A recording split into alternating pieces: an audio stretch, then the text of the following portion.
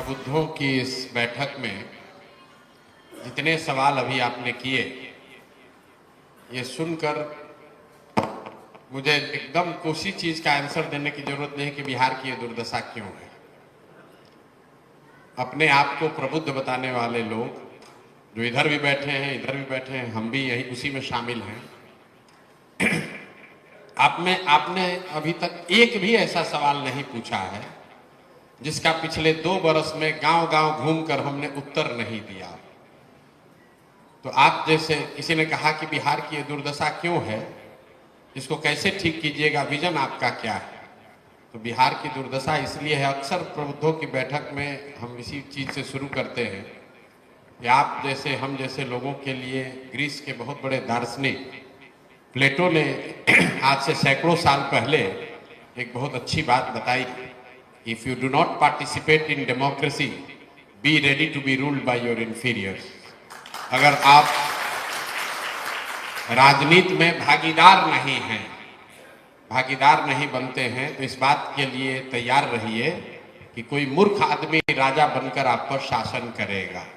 राजनीति में भागीदारी का मतलब ये नहीं है कि हर आदमी राजनीति में जाकर ज्वाइन कर ले और चुनाव लड़े, लेकिन अपने इर्द गिर्द होने वाली सामाजिक राजनीतिक घटनाओं के प्रति आप इतने अनभिज्ञ हैं कि आपको ये भी नहीं जानकारी है कि यहाँ पर क्या हो रहा है।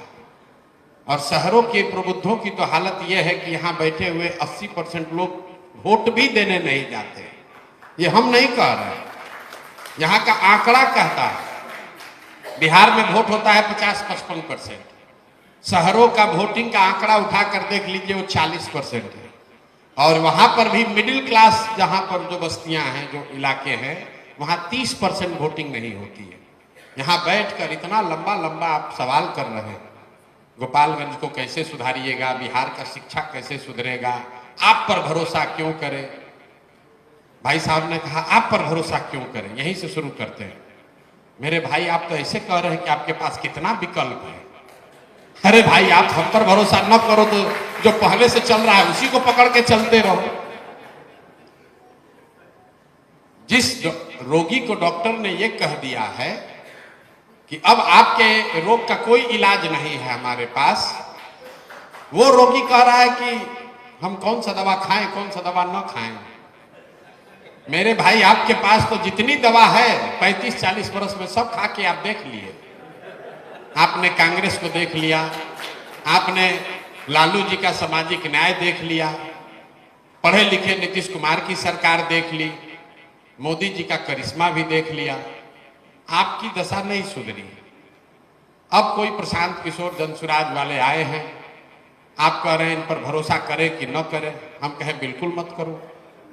लेकिन मान लीजिए कि आपको कोई रोग है जिसके लिए कोई दवा नहीं है, अचानक से एक दिन आप डॉक्टर के पास पहुंचे तो डॉक्टर साहब ने कहा कि एक नई दवा आई है, संभावना तो नहीं है ठीक होने का, लेकिन 10-20% चांस है, ट्राई करोगे? तो आप क्या कहिएगा? हाँ भैया दीजिए, जो ने 20% चांस है। अरे भाई तो जनसुराज वही नई दवा है, कोई गारंटी नहीं है कि प्रशांत किशोर आपको नहीं ठगेंगे, कोई गारंटी नहीं है कि जो बात हम लोग कह रहे हैं वो सब सही है।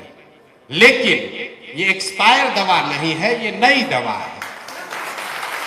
तय आपको करना है कि आप एक्सपायर दवा के साथ चलना चाहते हैं कि नया दवा के साथ एक्सपेरिमेंट करना चाहते हैं। Subscribe to my channel and also press this bell icon.